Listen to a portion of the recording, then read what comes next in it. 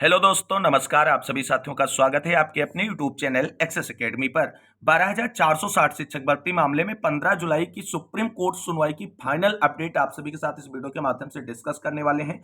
जहां पर 15 जुलाई supreme court सुनवाई में अर्चना राय की आईए को अलाउड कर दिया गया है।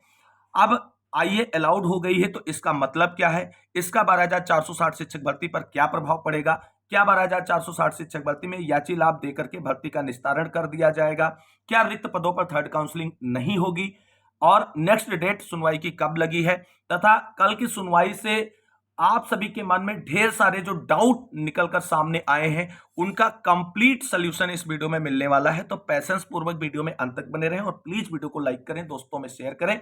जितने भाई बहन चैनल पर पहली बार विजिट कर रहे हैं और अभी तक चैनल से नहीं जुड़े हैं तो प्लीज चैनल को सब्सक्राइब करके बेल आइकन जरूर दबा लें आगे की लेटेस्ट और ऑफिशियल अपडेट पाने के लिए। तो आइए दोस्तों शुरू करते हैं 12,460 शिक्षक भर्ती मामले में 15 जुलाई की सुप्रीम कोर्ट सुनवाई की फाइनल अपडेट का यह वीडियो। साथियों, जैसा कि आप सभी लोग जानते हैं 12,460 शिक्षक भर्ती में कई सारी एसएलपीज हैं जो सुप्रीम कोर्ट में सुनवाई के लिए विचाराधीन हैं। उसमें अर्चना राय की एसएलपी, उमेश चंद्रा की एसएलपी के साथ साथ कई अन्य एसएलपीज भी कनेक्टेड हैं। और यहां पर आप सभी को बता दें जो लीडिंग एसएलपी सुप्रीम कोर्ट में विचाराधीन है वो अभी सुप्रीम कोर्ट में सुनवाई के लिए लिस्टेड नहीं हो रही हैं। वहीं अर्चना राय की जो एसएलपी वाले कैंडिडेट हैं उन्होंने इस भर्ती में एक डबल गेम खेला। अपनी लीडिंग एसएलपी जो लेकर के गए थे second counselling open to all रद्द कराते हुए जिला वरीयता को लागू कराने के लिए, उस पर जब उन्हें सुप्रीम कोर्ट से कुछ मिलता नजर नहीं आया तो उन्होंने याची लाभ के लिए एक कंटेम्प्ट सुप्रीम कोर्ट में फाइल कर दिया। और उस कंटेम्प्ट में मजबूती से अपनी पक्ष को रखने के लिए सरकार से एक जो है याची लाभ के लिए पत्र भी निर्गत करा लिया मई में। और अर्चना राय की लीडिंग एसएलपी पर सुनवाई ना होकर के कल यानी 15 जुलाई को सुप्रीम कोर्ट में जो कंटेम्प्ट याचिका थी उस पर सुनवाई हुई। और सुनवाई के दौरान जो इनकी आईए थी उसको सुप्रीम कोर्ट ने अलाउड करते हुए नोटिस इशू कर दिया सरकार को और अगली डेट दे दी सुनवाई के लिए। ये इतना कल सुप्रीम कोर्ट में हुआ।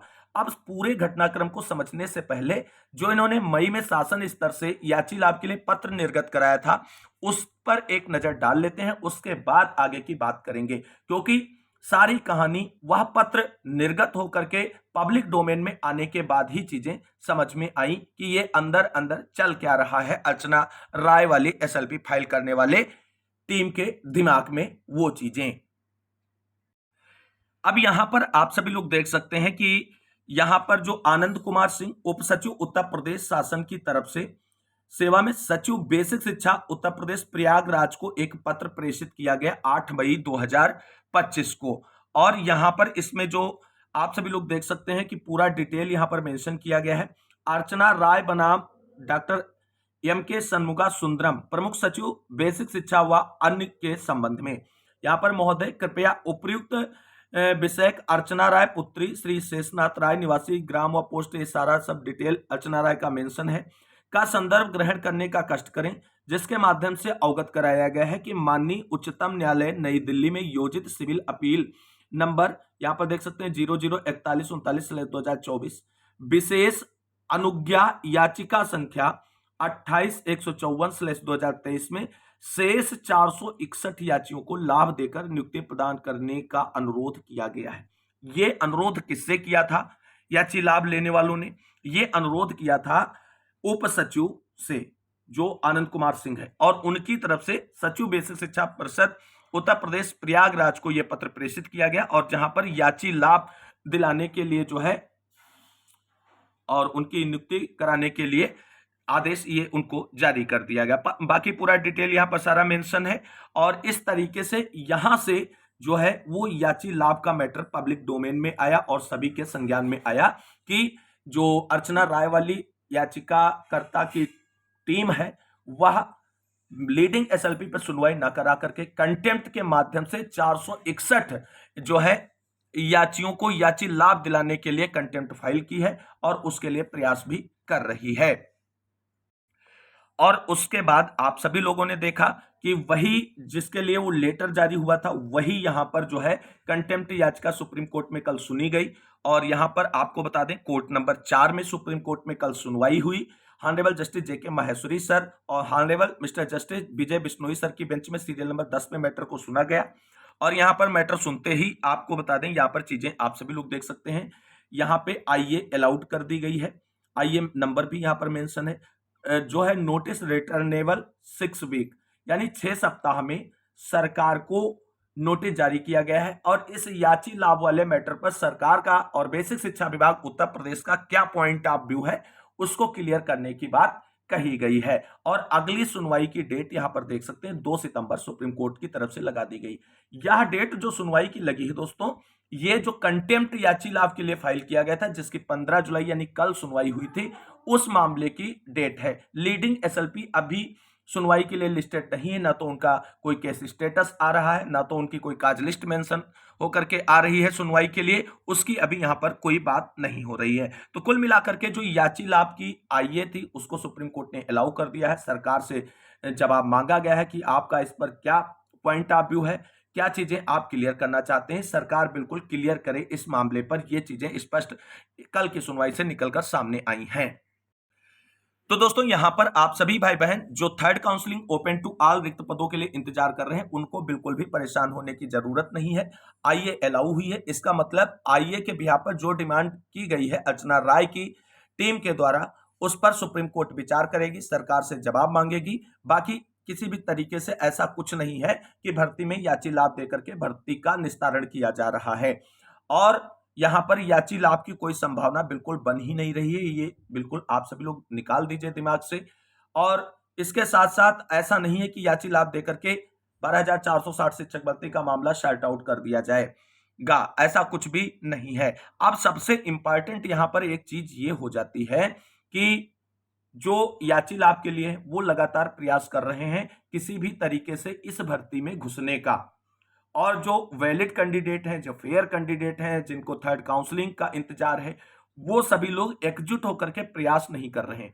क्योंकि 12,460 शिक्षक भर्ती मामले का संपूर्ण समाधान इस तरीके से कंटेम्प्ट याचिकाओं पर सुनवाई के माध्यम से नहीं निकलेगा। जो लीडिंग एसएलपीज हैं, चाहे अर्चना राय की हो चाहे उमेश चंद्रावली, इन एसएलपीज पर सुनवाई हो और सभी पक्ष अपना पक्ष सुप्रीम कोर्ट के समक्ष रखें। और इन एसएलपी जो लीडिंग एसएलपीज हैं उनका निस्तारण करने के बाद ही 12,460 शिक्षक भर्ती मामले का निस्तारण होगा सुप्रीम कोर्ट से। यह बिल्कुल क्लियर कट आप सभी लोग समझ लीजिए। तो इस तरीके से कोई भी आईए, कोई भी कंटेम्प्ट सुप्रीम कोर्ट में फाइल की जाएगी, सुप्रीम कोर्ट उसे सुनेगा, अलाउ भी करेगा। अगर डिमांडेबल चीजें हैं आपकी और भर्ती से रिलेटेड हैं तो वो चीजें भी वहां पर होंगी। लेकिन भर्ती का निस्तारण जब तक लीडिंग एसएलपीज डिसाइड नहीं करेंगी तब तक कुछ भी यहां पर नहीं होने वाला है। बिल्कुल भी वो भाई बहन परेशान ना हो जो third counselling open to all का पेशेंस पूर्वक इंतजार कर रहे हैं। आप सभी लोग प्रयास ये करें कि बेसिक शिक्षा विभाग जल्द से जल्द प्रयास करे सुप्रीम कोर्ट में केस सुनवाई के लिए और लीडिंग एसएलपी सुप्रीम कोर्ट से निस्तारित हो और चीजें आगे बढ़ें और भर्ती प्रक्रिया कंप्लीट हो। और जो शेष हमारे भाई बहन हैं वो 12,460 शिक्षक भर्ती में एक आदर्श नौकरी अपनी प्राप्त कर सकें, जिससे आजीविका का साधन उनके पास भी हो सके। तो कुल मिलाकर के जो आईए अलाउड हुई है इसको लेकर के ज्यादा परेशान होने की जरूरत नहीं है। सुप्रीम कोर्ट ने एक अच्छी और लंबी डेट दे दी है आईए वालों को। अब लीडिंग एसएलपी वालों की जिम्मेदारी बनती है कि इसी बीच लीडिंग एसएलपी को मेंशन कराते हुए सुप्रीम कोर्ट में सुनवाई के लिए लिस्टेड कराया जाए और अपना पक्ष रखा जाए। सरकार का अधिवक्ता उपस्थित होकर के चीजों को बिल्कुल क्रिस्टल क्लियर कर दे। सरकार का और बेसिक शिक्षा विभाग उत्तर प्रदेश का रुख यहां पर बहुत ही इंपॉर्टेंट रहेगा 12,460 शिक्षक भर्ती मामले में।